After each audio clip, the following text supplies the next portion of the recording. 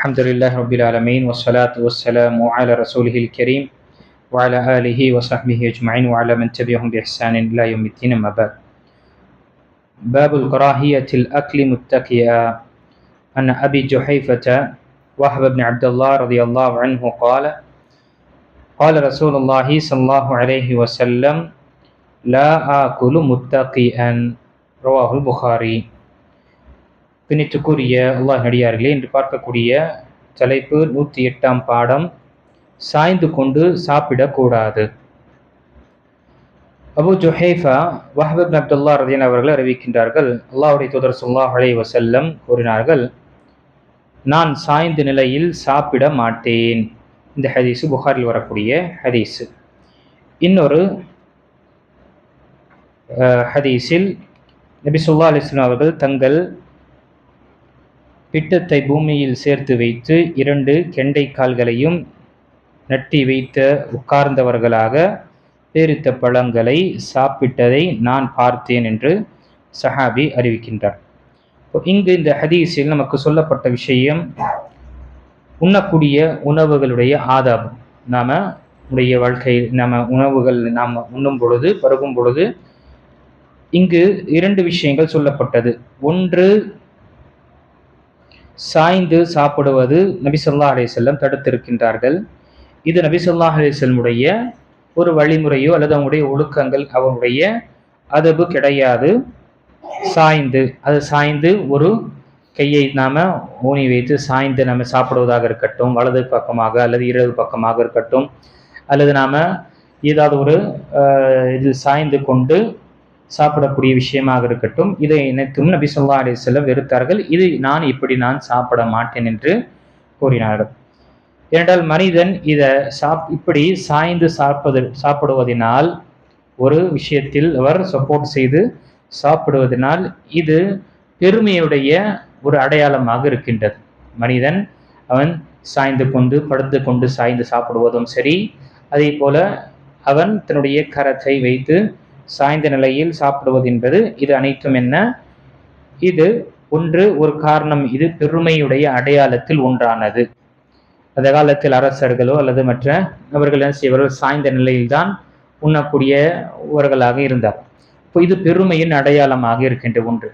இரண்டாவதாக, இது நம்முடைய உடலுக்கும் என்ன பாதிப்பை ஏற்படுத்தும். ஒருவர் படுத்துக்கொண்டோ அல்லது சாய்ந்து கொண்டு சாப்பிடும் பொழுது அது சரியான ஒரு நிலை, அந்த ஜீரணிக்கக்கூடிய நிலையோ அல்லது மற்ற ஏதாவது ஒரு பாதிப்பு ஏற்படும் என்பதற்காக இது சொல்லப்பட்டது. அப்போ 2 விஷயம், ஒன்று பெருமையின் ஒரு அடையாளமும், இரண்டாவது இது உடல் ஆரோக்கியத்திற்கு கேடு விளைவிக்கக்கூடிய நிலையும் ஏற்படலாம். அதனால்தான் நபி ஸல்லல்லாஹு அலைஹி வஸல்லம் நான் இப்படி சாய்ந்து உட்கார்ந்து சாப்பிட மாட்டேன் என்று நபி ஸல்லல்லாஹு அலைஹி வஸல்லம் கூறினார். இரண்டாவது ஹதீஸில் இங்கு நபி ஸல்லல்லாஹு அலைஹி வஸல்லம் இக்ஆ என்ற இந்த நிலையில் நபி ஸல்லல்லாஹு அலைஹி வஸல்லம் சாப்பிட்டார்கள் என்ற ஹதீஸ் வருகின்றது. இக்ஆ என்று சொல்லும் பொழுது அகராதியில் ஒரு அர்த்தமும், அதே போல ஒரு அறிஞருடைய கூற்றுகளில் பார்க்கும்பொழுது இன்னொரு அர்த்தம் வருகின்றது. அகராதியில் பார்க்கும் பொழுது வஹுவல்லதி யூசிகு இல்யதைஹி பில் அர்தி வயன்சிபு சாகை, அவர் தன்னுடைய பிட்டச்சை பூமியில் வைத்த வண்ணமாக இப்படி உட்கார்ந்த நிலையிற்கு சொல்லப்படும். இது அகராதியில் இப்படி வருகின்றது. நபி ஸல்லல்லாஹு அலைஹி வஸல்லம் இப்படி சாப்பிட்டார்கள் என்ற ஹதீஸ் வருகிறது. அப்போ நம்முடைய பின்துவரத்தை பூமியில் நிலை வைத்து உட்கார்ந்து இப்படி நம்முடைய இந்த கெண்டைக்காலை நீட்டிய நிலையில உட்கார்ந்து என்ற அகராதியில சொல்லப்படுது. இங்கு ஷேக் உஸைமீன் ரஹிமஹுல்லாஹ் அவங்க இந்த இக்ஆ நபி ஸல்லல்லாஹு அலைஹி வஸல்லம் யஅகுலு தம்ரன் முக்இயன் என்ற ஹதீஸில் வருகின்றது.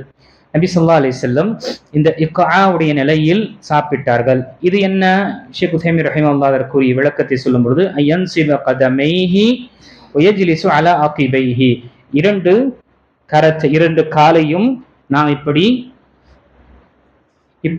நாம் நேராக நிலையாக வைத்து பிறகு இதற்கு மேல் நாம உட்கார்ந்து இப்படி சாப்பிடுவது என்று வருகின்றது. இந்த ஒரு அர்த்தத்தை பார்க்கும் பொழுது நமக்கு ஒரு ஹதீஸிலும் வருகின்றது. முஸ்லிமில் வரக்கூடிய ஹதீஸில் நபி ஸல்லல்லாஹு அலைஹி வஸல்லம் 2 சஜ்தாவுக்கு இடையே இப்படி உட்காரக்கூடியவர்களாக இருந்தார்கள்.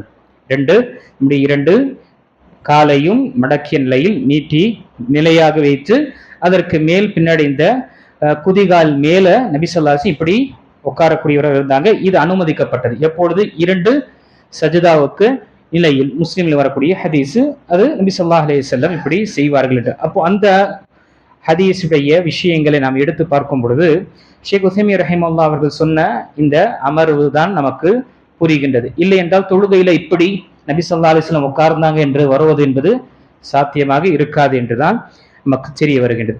எதுவாக இருக்கட்டும், மனிதன் அவன் சாய்ந்து சாப்பிடுவது மார்க்கம் தடுத்திருக்கின்றது. இது நபி ஸல்லல்லாஹு அலைஹி வஸல்லம் ஒரு அதபும் அவங்களுடைய பண்புகள் கிடையாது. இது மாதிரி விஷயம் மனிதன் பல்லாக்கு படுத்துக்கொண்டோ அல்லது மிகவும் எல்லா விதமான ஒரு ராகத்தாக உட்கார்ந்து சாப்பிடும்போது என்ன அதிகமாக சாப்பிடக்கூடியவனாக ஆவான். அதனால என்ன ஆகும், அவனுக்கு நிறைய பிரச்சனைகளும் ஏற்படலாம். இப்போ ஒரு முஸ்லீம் என்பவன், இதற்கு நாம் முன்னாலும் பார்த்தோம், முன்னாடி ஹதீஸிலும், முஸ்லிம் உடைய உணவு எப்படி இருக்கும் என்றால் 1/3 பங்கு உணவாக இருக்கும், இன்னொரு பங்கு அது தண்ணீராக இருக்கும், 3வது பங்கு அது சுவாசிக்கக்கூடியதற்காக இடம் விடக்கூடியதாக இருக்கும் என்று நம்ம பார்த்தோம். இது நம்முடைய உடல் ஆரோக்கியத்திற்கு ஹைராக இருக்கும். அதே போல நபி ஸல்லல்லாஹு அலைஹி வஸல்லம் சொன்ன ஹதீஸுடைய பிரகாரம் பார்க்கும் பொழுது நமக்கு இம்மை மற்றும் உரிமையுடைய சிறப்புகள் ஏற்படும்.